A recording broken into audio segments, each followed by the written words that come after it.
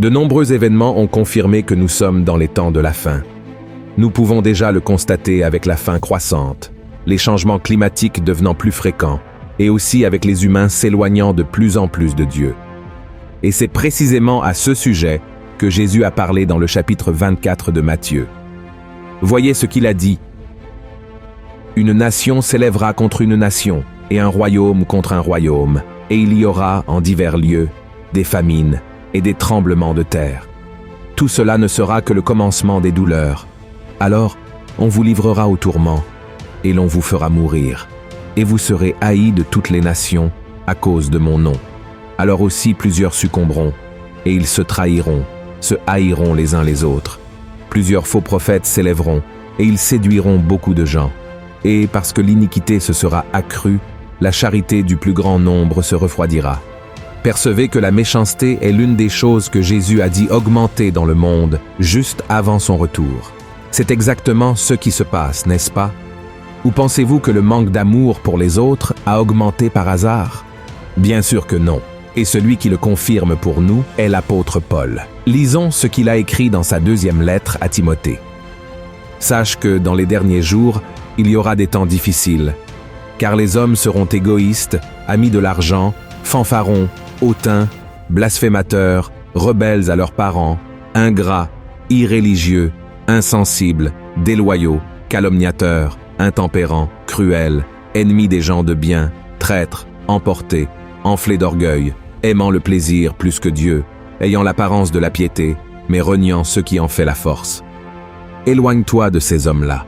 Nous vivons dans les derniers jours et c'est exactement ce que je veux vous prouver dans la vidéo d'aujourd'hui en vous montrant les 7 péchés qui dominent le monde avant le retour de Jésus. Ainsi, vous pouvez être vigilants et ne pas les pratiquer, d'accord? Mais avant de commencer, je vous demande de vous abonner à ma chaîne. Cliquez simplement sur le bouton sous la vidéo, abonnez-vous et une cloche apparaîtra à côté. Cliquez sur cette cloche pour être informé chaque fois que je publie une nouvelle vidéo, d'accord? Alors, commençons. Le premier péché est l'égoïsme. Le premier péché souligné par l'apôtre Paul dans la deuxième épître à Timothée est l'égoïsme. Et si nous l'analysons de près, il se produit déjà avec une grande force. Un simple coup d'œil sur les médias sociaux suffit pour voir que les êtres humains sont centrés sur eux-mêmes, exhibant ce qu'ils ont accompli, sans se soucier des autres ni des choses de Dieu. L'égoïsme est l'une des pires maladies spirituelles de ce siècle, car il tue l'essence de l'homme et l'éloigne du Seigneur. Il va à l'encontre des principaux commandements de Jésus, qui sont d'aimer Dieu de tout son cœur et son prochain comme soi-même. Malheureusement, l'égoïsme prend le dessus dans le monde, mais nous, en tant que chrétiens, ne pouvons pas nous conformer à cela. Nous devons suivre les traces du Christ, qui est venu pour servir et donner sa vie pour les autres. Êtes-vous prêt à renoncer à vos désirs pour faire la volonté du Seigneur? Réfléchissez-y. Le deuxième péché est l'avarice. Le deuxième péché que l'apôtre Paul mentionne dans sa lettre est l'avarice, qui n'est rien d'autre que l'amour de l'argent.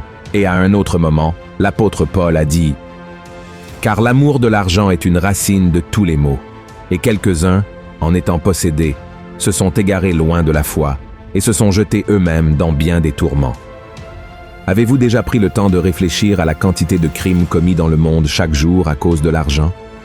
Il y a des fraudes, des vols, des homicides, des guerres. Des familles sont détruites et des rêves sont interrompus à cause de l'amour de l'argent. Mais vous voyez, le problème n'est pas l'argent en soi. En fait, c'est un don de Dieu dans nos vies afin que nous puissions subvenir à nos besoins et aider ceux dans le besoin. Le problème réside dans l'attachement aux biens matériels. Et ce verset que nous venons de lire dit que beaucoup, parce qu'ils aimèrent l'argent, ont été tourmentés par beaucoup de souffrances.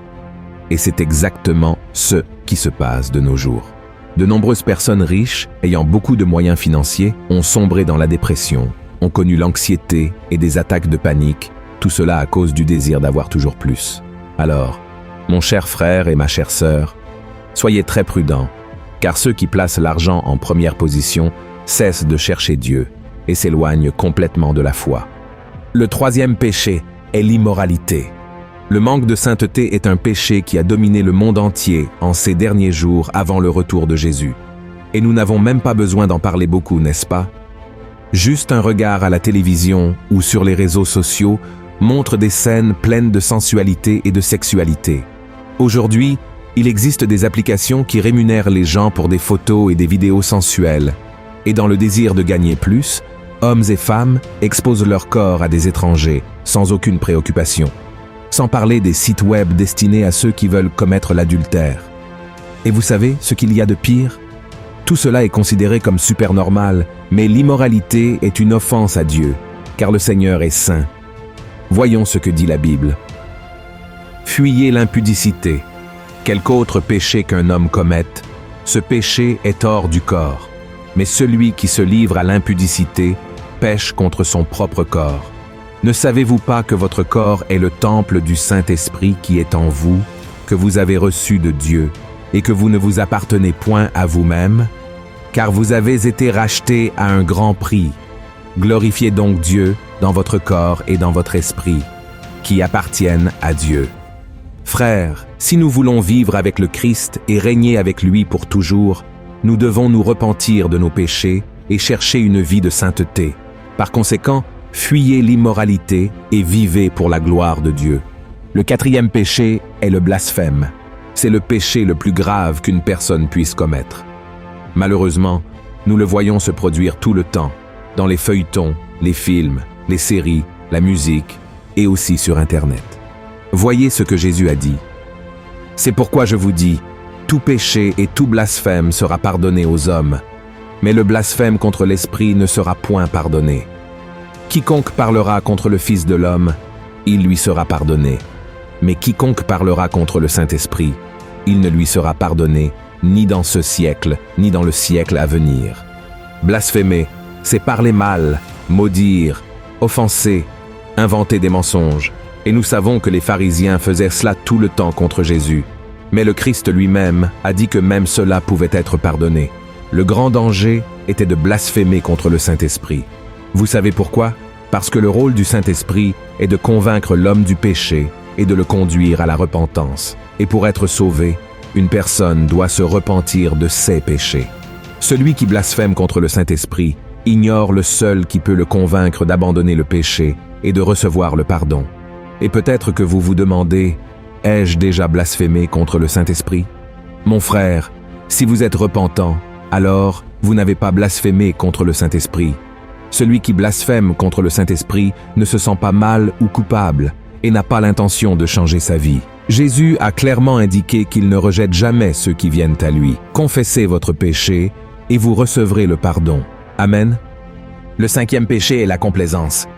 Qui n'aime pas être dans sa zone de confort, n'est-ce pas? Nous aimons que les choses restent telles qu'elles sont et c'est tout. Et l'un des principaux signes que nous sommes complaisants est lorsque nous ne prenons pas de décision ou n'assumons pas de responsabilité qui pourrait nous causer quelque inconfort.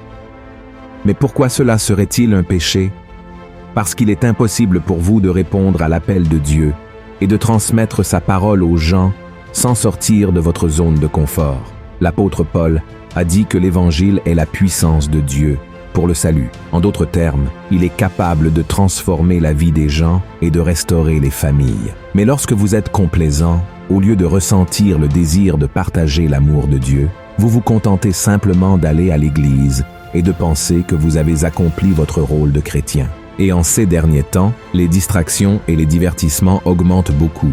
Les gens passent des heures, des jours et des semaines à regarder des séries télévisées, à écouter de la musique, à jouer à des jeux vidéo, à traîner avec des amis, sans même réaliser que Jésus pourrait revenir à n'importe quel moment. Par conséquent, la meilleure façon de surmonter le péché de la complaisance est de lutter contre votre chair et de vous unir à des personnes qui marchent avec Dieu. Amen. Voyez ce que dit la Bible. Celui donc qui sait faire ce qui est bien et qui ne le fait pas commet un péché. Le 6e péché est l'arrogance. L'arrogance survient lorsqu'une personne pense être meilleure que les autres et n'a aucun intérêt à écouter d'autres opinions.